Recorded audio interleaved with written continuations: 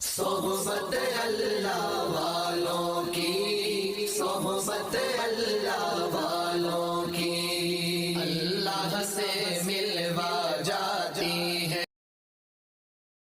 بسم اللہ الرحمن الرحیم۔ آج ایک اندوہناک خبر لے کر میں حاضر خدمت ہوا ہوں۔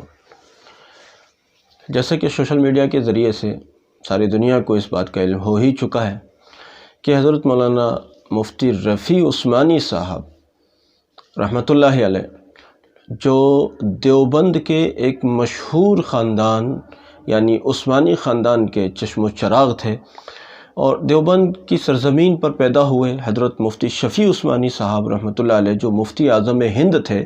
بعد میں تقسیم ہندوستان کے بعد وہ مفتی اعظم پاکستان بھی بنے، تو ان کے صاحبزادے تھے اور بہت مشہور عالم دین حضرت مفتی تقی عثمانی صاحب دامت برکاتہم، اللہ ان کو عمر اور سلامتی عطا فرمائے، ان کے بھائی تھے۔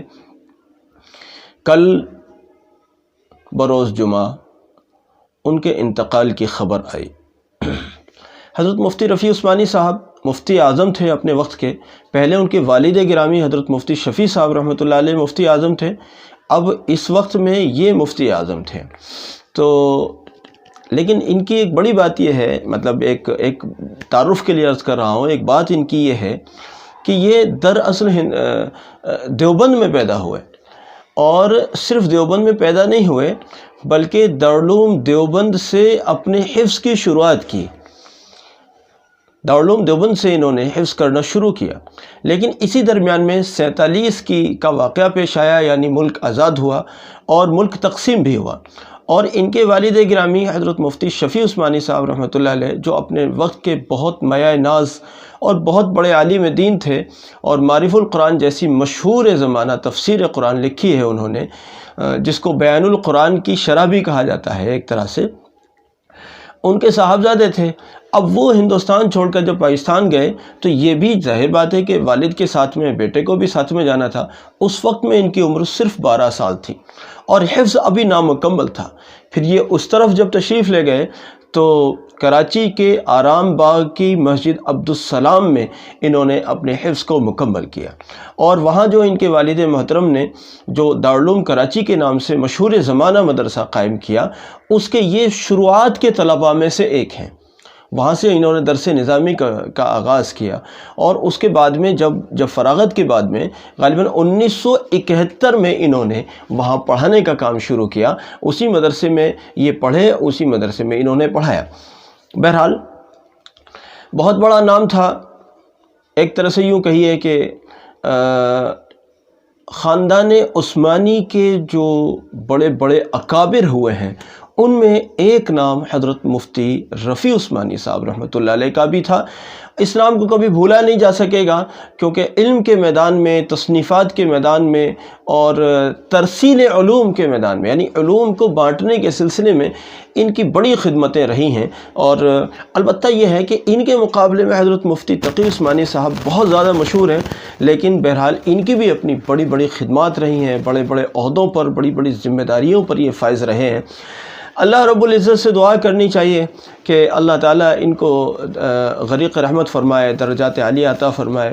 دراصل اس کو یہ نہ دیکھا جائے کہ یہ اس ملک کے رہنے والے ہیں، نہیں، بلکہ یہ عالم اسلام کی عظیم شخصیت تھے، اور حقیقت تو یہ ہے کہ یہ ہے تو ہندوستانی چشم و چراغ ہی، کہ دیوبند میں پیدا ہوئے ہیں، اور یعنی ہندوستان میں پیدا ہوئے ہیں، اور ایک طرح سے یہ کہا جائے کہ دارالعلوم دیوبند کی چھاؤں میں پیدا ہوئے ہیں۔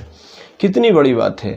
دارالعلوم دیوبند کے آس پاس ان کا گھرانہ رہا ہوگا، ان کا گھر رہا ہوگا۔ میں نے ان کا گھر دیکھا تو نہیں، دیکھا ہوگا لیکن مجھے نہیں معلوم کہ ان کا گھر کون سا ہے، لیکن بہرحال دارالعلوم دیوبند کی چھاؤں میں پلے ہیں، بڑھے ہیں، اور کچھ نہ کچھ پڑھے بھی ہیں۔ تو ان کے لیے یہ کتنی بڑی بات ہے، انہوں نے بڑے بڑے اکابر کو اپنی آنکھوں سے دیکھا ہوگا، اور اکابر کے دور میں انہوں نے اپنے تعلیم کا آغاز کیا ہوگا، تو کتنی بڑی یہ ان کے لیے سعادت اور خوش نصیبی کی بات تھی۔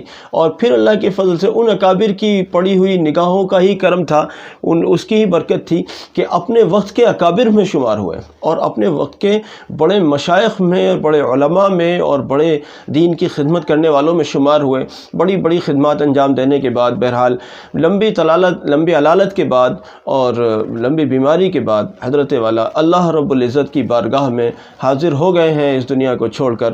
ہم سب کو چاہیے کہ اللہ رب العزت سے ان کے لیے کثرت سے دعائیں کی جائیں، ان کے لیے اِیصال ثواب کیا جائے۔